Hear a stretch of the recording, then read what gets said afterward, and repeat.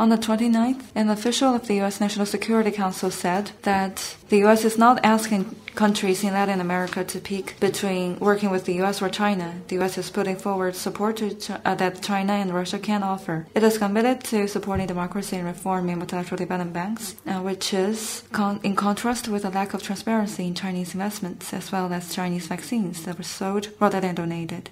He also drew a distinction between the U.S. and China from buying commodities. Do you have any comments? 中方一贯秉持相互尊重。 China always upholds the principle of mutual respect, equalness, mutual benefit, women cooperation, openness, and inclusiveness when engaging in cooperation with Latin American and Caribbean countries on the basis of respecting each other's needs and interests, with no political strings attached.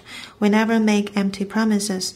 We always square words with actions. We have earnestly provided tangible benefits to the two peoples. Since the U.S. official tried to compare the different approaches by China and the United States, I do want to follow his logic. Speaking of anti-epidemic cooperation, China and the United States are indeed different. The U.S.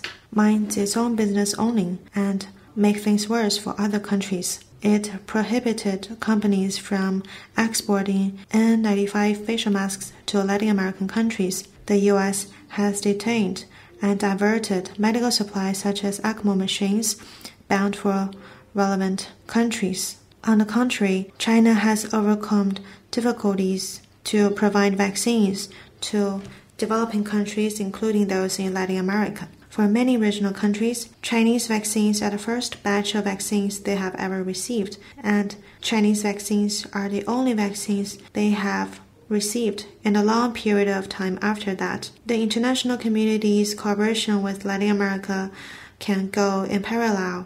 They can complement and reinforce each other.